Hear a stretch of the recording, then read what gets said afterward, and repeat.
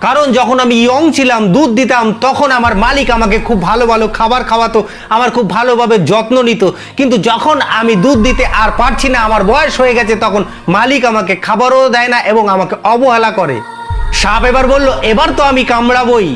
লোকটি তখন বলল যে আমরা আরো কারোর কাছে গিয়ে জিজ্ঞাসা করি। সাপ রাজি হয়ে গেল। লোকটি তখন একটা বাঁদরের কাছে গেল এবং বাঁদরের কাছে সমস্ত কিছু জানিয়ে তার কাছে উত্তর জানতে চাইলো।